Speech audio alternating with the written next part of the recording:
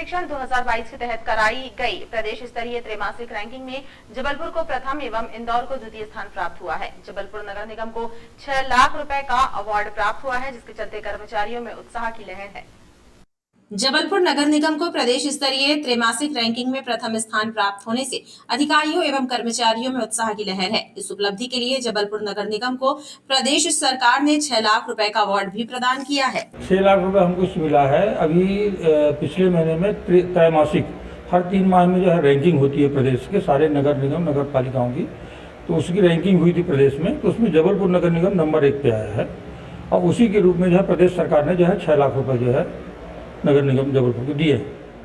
बहरहाल स्वच्छता सर्वेक्षण 2022 के फाइनल असेसमेंट के लिए केंद्र सरकार की सर्वे टीम जबलपुर पहुंच चुकी है और गुपचुप तरीके से शहर का सर्वे कर रहे हैं। टीम की लोकेशन की जानकारी नगर निगम के अधिकारियों को नहीं है, लेकिन अधिकारियों का कहना है कि चारों तरफ साफ सफाई के बेहतर इंतजाम किए गए हैं। इस वर्ष जबलपुर को बेहतरीन रैंकिंग मिलना तय है। जिले में स्कूल कायाकल्प अभियान प्रारंभ किया गया है। इसके लिए प्रथम चरण में 250 स्कूलों की लिस्ट तैयार की गई है, जिन्हें बेहतर बनाया जाना है। अभियान की monitoring collector doctor Ilaiya Raja T स्वयं कर रहे हैं। इसमें अधिकारियों को अलग अलग जवाबदारियां सौंपी गई हैं। Collector doctor Ilaiya Raja T एवं जिला पंचायत की सीईओ सलोनी सिडाना के द्वारा सरकारी स्कूलों की स्थिति बेहतर करने के लिए कायाकल्प अभियान शुरू किया गया है। शिक्षा विभाग के अधिकारियों के मुताबिक अभियान के प्रथम चरण में जबलपुर जिले के 250 स्कूलों की लिस्ट तैयार की गई है, जहां कायाकल्प के प्रयास किए जाना है। इस अभियान के तहत अधिकारियों को अलग अलग जवाबदारियाँ सौंपी गई है। मध्य प्रदेश शासन एवं जबलपुर प्रशासन भी चाहता है कि शिक्षा में सुधार हो। इसी कड़ी में हमारे कलेक्टर महोदय और हमारी जो जिला पंचायत सीईओ मैडम है, वो भी शिक्षा विभाग में सुधार चाहती है। कायाकल्प नाम का जो है उन्होंने कार्यक्रम बनाया है, जिसमें 250 स्कूलों का चयन किया गया है और हमारे जो विकास खंड के मॉनिटरिंग करता अधिकारी हैं, उनको प्रत्येक मॉनिटरिंग करता अधिकारी को 2-2 स्कूल दिए गए हैं, जिसमें हमारे बीआरसी हैं, बीएसी हैं, हमारे जो है सब इंजीनियर हैं और यहाँ से भी इंजीनियर हैं। बहरहाल स्वास्थ्य विभाग की तर्ज पर शिक्षा विभाग में भी कायाकल्प अभियान के बेहतर परिणाम देखने को मिलेंगे। भीषण गर्मी और त्योहारों के कारण देर शाम से लेकर रात्रि तक बाजारों में भीड़ बढ़ने लगी है। ऐसे में मुख्य बाजारों में यातायात जाम होना आम सी बात होती जा रही है। सुपरमार्केट, लाडगंज, बड़ा फुहारा, सराफा और कोतवाली जैसे व्यापारिक क्षेत्रों में शाम के वक्त लगने वाले यातायात जाम से लोगों को भारी परेशानियों का सामना करना पड़ रहा है।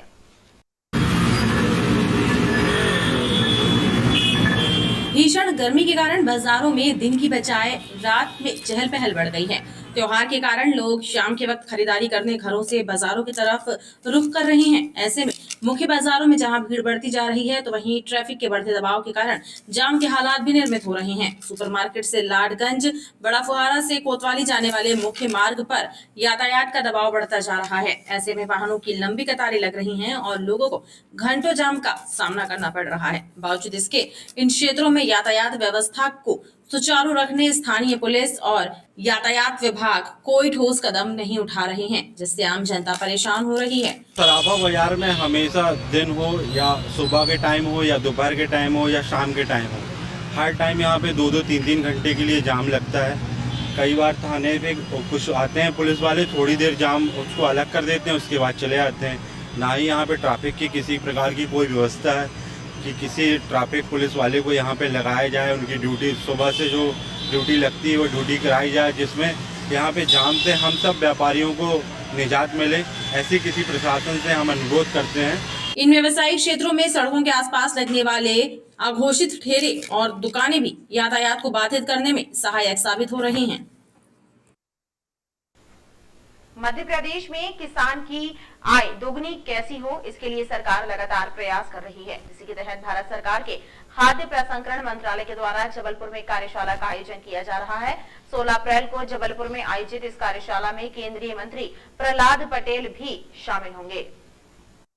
देश और प्रदेश में किसानों की आय को दोगुना कैसा किया जाए, इसे लेकर सरकार तमाम प्रयास कर रही है। इस बार खाद्य प्रसंस्करण मंत्रालय के बजट में भी 137% का इजाफा किया गया है। खाद्य प्रसंस्करण को बढ़ावा देने के लिए भारत सरकार के खाद्य प्रसंस्करण मंत्रालय के द्वारा जबलपुर में 16 अप्रैल को एक कार्यशाला का आयोजन किया गया है। केंद्रीय राज्य मंत्री प्रहलाद पटेल ने इस कार्यशाला के संबंध में विस्तार से जानकारी प्रदान करते हुए बताया कि कार्यशाला के जरिए फलों और सब्जियों को कैसे ज्यादा से ज्यादा सुरक्षित रखा जा सकता है, इस पर विशेषज्ञों द्वारा जानकारी प्रदान की जाएगी।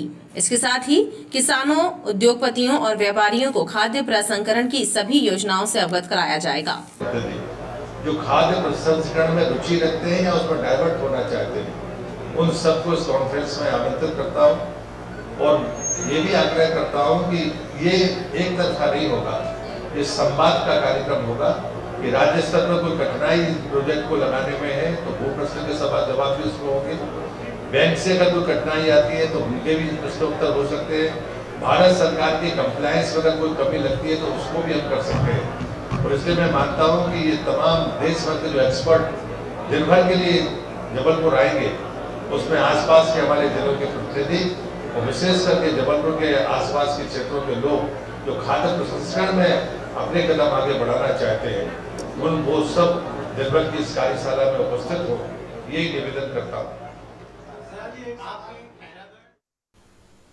जीएसटी चोरी के मामले में शुक्रवार को स्टेट जीएसटी विभाग की टीम ने माणोदाल कसौधन नगर में Shri Shyam iron and steel के ऑफिस में छापामार कार्यवाही की। बताया जाता है कि फर्म के संचालक रितेश कुंडे हैं, जो छत्तीसगढ़ से लोहा मंगवाकर व्यापार करते हैं। उनके द्वारा वर्ष 2018 से कारोबार किया जा रहा है। कर चोरी के मामले में स्टेट जीएसटी विभाग की कार्यवाही की है और जांच पूरी होने के बाद कर चोरी का सही आंकड़ा सामने आ सकेगा।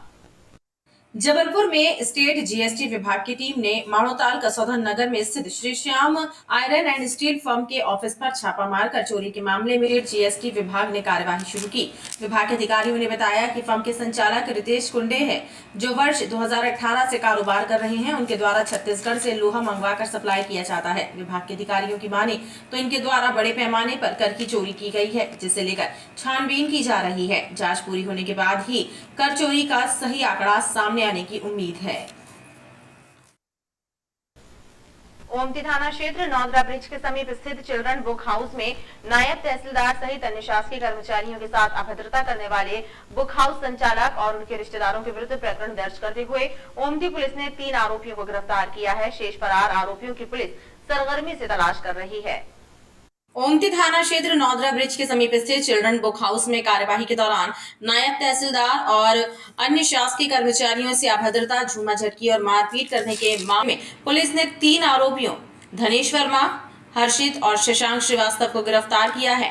मामले में फरार दुकान मालिक अखिलेश वर्मा, सूर्य प्रकाश वर्मा की गिरफ्तारी के प्रयास पुलिस कर रही है। पुलिस ने नायब तहसीलदार की रिपोर्ट पर चिल्ड्रन बुक हाउस के संचालकों के विरुद्ध शासकीय कार्य में बाधा पहुंचाने सहित अन्य धाराओं के तहत प्रकरण दर्ज किया है। सुरेश कुमार सोनी नायब तहसीलदार रांची कैंट के द्वारा चिल्ड्रन बुक डिपो जो नौदरा पुल के पास में वहाँ शिकायत पर जांच करने के लिए गए थे। उनके द्वारा दुकान को सील किया जा रहा था शिकायत के आधार पर। तो दुकान संचालकों ने उनके साथ शासकीय कार्य में बाधा उत्पन्न करके और उनको रोका और रोक के उनसे अभद्रता की। नए तहसीलदार साहब की रिपोर्ट पर प्रकरण पंजीबद्ध किया गया है और इसमें आरोपी धनेश वर्मा, शशांक श्रीवास्तव, हर्षित दोपहर को गिरफ्तार किया गया। गौरतलब है कि गुरुवार को नायब तहसीलदार और अन्य शासकीय कर्मचारी चिल्ड्रन बुक हाउस में एनसीईआरटी की किताबों को मनमाने दामों पर बेचने की शिकायत की जांच करने के लिए पहुंचे थे, जहां शिकायत सही पाए जाने पर दुकान को सील करने की कार्यवाही की जा रही थी। उसी दौरान दुकान संचालकों ने नायब तहसीलदार और अन्य शासकीय अधिकारियों से अभद्रता, झूमाझटकी और मारपीट की थी। राजधानी दिल्ली में एक डॉक्टर दंपति के घर से चोरी किए गए कुछ जेवरातों को पुलिस ने जबलपुर में एक सराफा व्यापारी से बरामद किया है। दिल्ली पुलिस की एक टीम आरोपी महिला को दिल्ली से लेकर जबलपुर पहुंची। आरोपी महिला ने चोरी किए हुए जेवरों को जबलपुर में अपनी बहन के साथ मिलकर सराफा बाजार में बेच दिया था। पुलिस ने दोनों की निशानदेही पर जेवरात बरामद कर लिए हैं। राजधानी दिल्ली के चांदनी महल थाने की पुलिस टीम शुक्रवार को कोतवाली थाने पहुंची। दिल्ली पुलिस एक महिला आरोपी को लेकर जबलपुर आई थी। पुलिस के मुताबिक दिल्ली के चांदनी महल थाना अंतर्गत एक डॉक्टर दंपत्ति के घर काम करने वाली शकीला नामक महिला ने चोरी की वारदात को अंजाम दिया था। दिल्ली पुलिस ने जब महिला की गिरफ्तारी कर पूछताछ की तो उसने चोरी किए हुए कुछ जेवरातों को जबलपुर के मच्छरहाई में रहने वाली अपनी बहन के घर छिपा कर रखने की बात बताई। दिल्ली पुलिस शकीला को लेकर उसकी बहन के घर पहुंची, जहां उसकी बहन और शकीला की निशानदेही पर चोरी के बेचे हुए कुछ जेवरात सराफा स्थित ज्वेलर्स की दुकान से जब्त करने की कार्यवाही की गई। तो उसने एक घर के अंदर एक डॉक्टर की दंपत्ति के अंदर नौकरानी का काम किया था। वहाँ पर उसने कुछ नकदी और कुछ गहने चुराए थे जो अपनी सिस्टर के पास यहाँ रख रखे हैं। उसकी सिस्टर से यहाँ से बरामद कर लिए हैं हम। 2 सोने की चूड़ियाँ बरामद हुई हैं और कुछ सामान, ये तो अंदाज़ा नहीं लगा सकते हम तोल के बारे में, लेकिन 2 चूड़ियाँ बरामद हुई हैं उससे। और उसको हमने तिहाड़ जेल से अपने पति के पास मिलने के लिए गई हुई थी जब से पकड़ा है, और अपनी बहन को साथ में है उसकी बहन। इसका कोई पुराना रिकॉर्ड नहीं है, ये मांग के खाती है। वैसे अपनी बहन है, रियल बहन है। उसके पास में उसने अपनी खुद की अलमारी रख रखी है, उसमें उसने छुपा के रखे हुए थे। कोतवाली के पास में सराफा मार्केट को मम्मू सरापा है, सुनार है, उसके पास बेची थी। दिल्ली पुलिस की टीम ने जेवरातों की बरामदगी के लिए कोतवाली पुलिस की सहायता ली और कोतवाली पुलिस की मदद से जेवरातों की बरामदगी की। रानी और शकीला निवासी मच्छरहाई की रहने वाली जबलपुर की ही, जिसको वहाँ इनके विरुद्ध वहाँ पर चोरी का आपराधिक प्रकरण पंजीबद्ध हुआ है। चोरी की सोने और चांदी के जेवरात आरोपी के द्वारा सराफा मार्केट में बेचना बताया गया है, जिसकी रिकवरी के लिए टीम यहाँ पर आई हुई है और रिकवरी की कार्रवाई अभी चल रही है। दिल्ली पुलिस की टीम के सराफा बाजार पहुंचने से व्यापारियों में हड़कंप भी मचा रहा। दिल्ली पुलिस ने जेवरात खरीदने वाले सराफा दुकानदार से भी पूछताछ की है। खमरिया और पनागर थाना पुलिस ने गांजे की तस्करी में लिप्त 3 तस्करों को गिरफ्तार किया है। इनसे 6 किलो 150 ग्राम गांजा, एक मोटरसाइकिल, 2 मोबाइल जब्त किए गए हैं। आरोपियों के विरुद्ध एनडीपीएस एक्ट के प्रावधानों के तहत प्रकरण दर्ज किया गया है। खमरिया और पनागर थाना पुलिस ने 3 गांजा तस्करों को दबोचा है। इनसे 6 किलो 150 ग्राम गांजा बरामद किया गया है। खमरिया पुलिस ने कुंडम की ओर से गांजा लेकर आ रहे मोटरसाइकिल सवार आयुष सोनकर और करण चौधरी को मुखबिर की सूचना पर पकड़ा। इनसे 3 किलो 700 ग्राम गांजा, 2 मोबाइल फोन और पल्सर मोटरसाइकिल जब्त की गई है। दोनों के विरुद्ध एनडीपीएस एक्ट का मामला पंजीबद्ध किया गया है। खमरिया में एक मुखबिर सूचना प्राप्त हुई थी। कुंडम रोड पर करीबन 6 किलो गांजा पकड़ा गया है 2 आरोपियों के कब्जे से। मोटरसाइकिल जब्त की गई है, मोबाइल जब्त किए गए हैं, उसमें वाहन चालक फरार हो गया है और बाकी जो फरार की तलाश कर रहे हैं और ये गांजा कहां से लेकर आ रहे थे और किसको देने जा रहे थे, इसका भी पता लगाया जा रहा है। वहीं पनागर पुलिस ने भी देवरी कला पनागर निवासी हरिलाल कुशवाहा को गिरफ्तार कर उससे 2 किलो 450 ग्राम गांजा जब्त करते हुए आरोपी के विरुद्ध प्रकरण दर्ज किया है। और खबरों का सिलसिला लगातार जारी रहेगा। आप देखते रहिए BTV न्यूज।